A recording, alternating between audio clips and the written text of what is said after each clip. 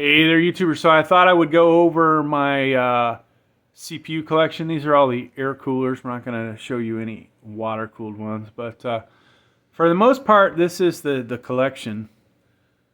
Now, I've had significant gains over the last 3 to 5 years over the CPU coolers. So the majority of these come from that time period. I have some favorites in here. We'll talk about those. Some of these I don't really care for. And I've had more. Some of them have ended up in other computers that somebody else may have purchased.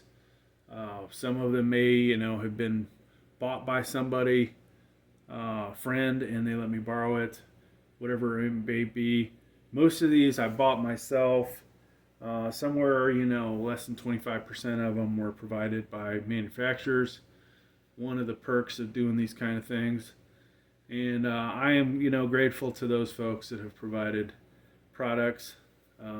Hopefully we'll get more stuff in the future. Of course, the way the economy is, I think it's a little harder these days to get free stuff unless you're the bigger folks. But it is what it is, right? So let's get into this. Looking at the stuff in the front, folks, I have tons of these LGA 1151 stock coolers. We've got a few of the LGA 1700 stock coolers, and then this is the one that comes with the i9, which is ARGB. It's a shame this didn't come with the i5 and the i9, because the i5 and the i7 probably a little more better, a little better for those CPUs than it is for the i9. This isn't really adequate for the i9, and these, could be better. So I think regardless, you would want to replace this. Now the Celeron and the Pentium have a different one that I'm not showing. Doesn't have the blue ring. That CPU cooler is fine for those. Of course, you still have these crappy plastic things where another upgrade to the stock cooler with the i9 is metal screws and a back plate. All right, of course, we've had plenty of AMD CPUs come in that have the different various stock coolers. I still have the Ryzen 9 3900 XT, but I don't have the stock cooler for that anymore. All right. Before we, really look at all these other ones, I might as well call this out. One passive air cooler. This is an Arctic one that I bought. Works pretty good with a Celeron. Wouldn't recommend it for anything else unless you disable turbo boost, but that is kind of a cool little thing, right? Doesn't use any power. Of course your air conditioning probably is helping with that, right? All right, so we look over to the left side. This is where the majority of my favorites are, the Noctua section, right? But before we get to that, so Cooler Master, you may have seen the unboxing for this. I, wasn't a big fan of this. It's really, something that for the most part is really only good for a locked i3 and below, I would say. Hyper 212. I personally need to get a bracket. I think there's an LGA 1700 kit for this. Otherwise, this one's sitting in the box in parts. All right. Noctua, if you know the channel, I'm a huge fan. We have all kinds of Noctua. So start with my favorite here. This is a dual tower, dual fan, 140 millimeter. Absolutely love that. We've had the Chromax one on the channel. NHD 14, dual tower with a single 140 millimeter fan.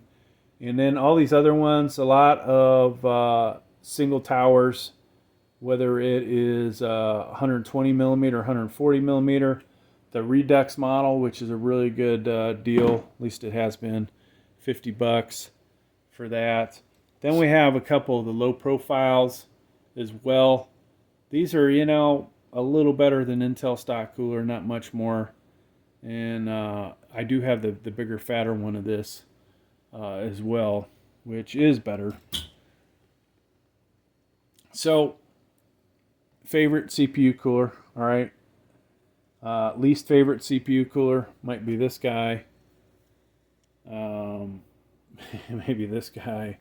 Maybe this guy because I lost the parts for it. I don't know. But all right, continuing on. Some thermal take properties, or thermal take CPU coolers. This is Tough Air 110. And that's what it looks like. All right. So kind of a cool design. Noctua makes one just like it, but it's more than twice the price of it. And I believe Labor Day weekend, if it's still here, you can get this for somewhere in the 20s. I paid, I think, 35 bucks. TDP is 140 watts. It's got a 120 millimeter fan.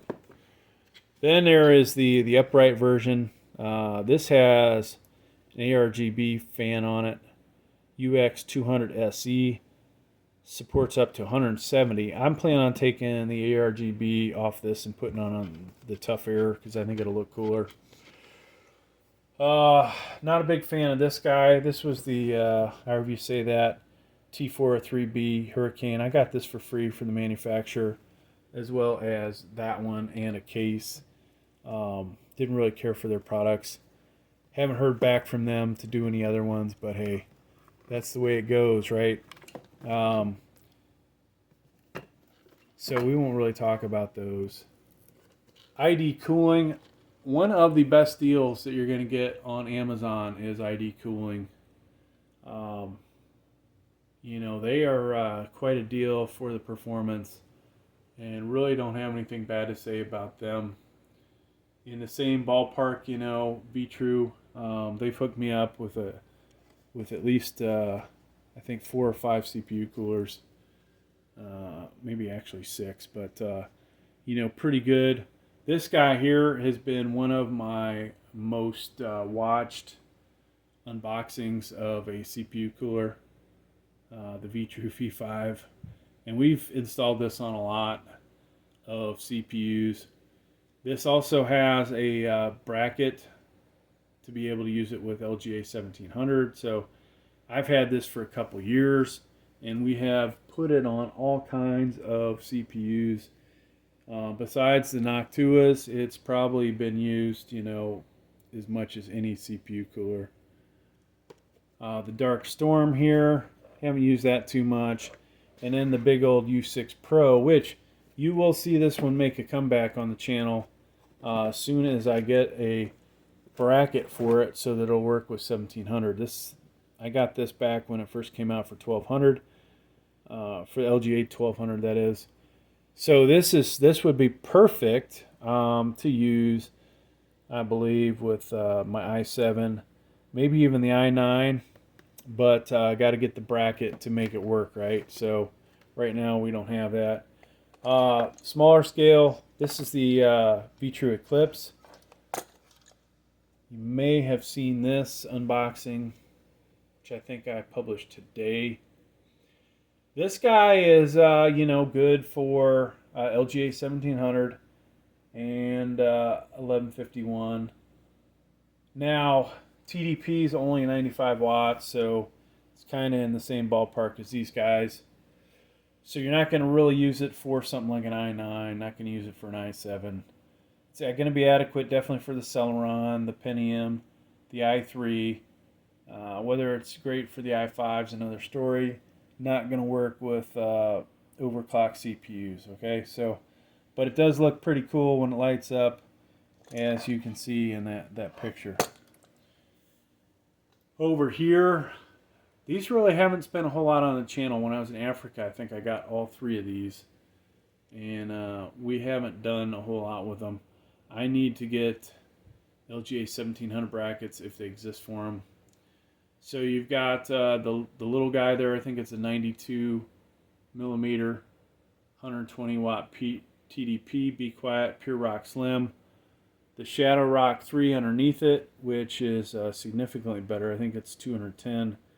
And then I have the Aries Gain Black 5 CPU cooler, which I believe I may have gotten that one for free. They definitely sent me some power supplies. And so I believe I also got that for free. GAMX 400. Didn't really care for that one, and has not been on the channel in a long, long time. But there you go, folks.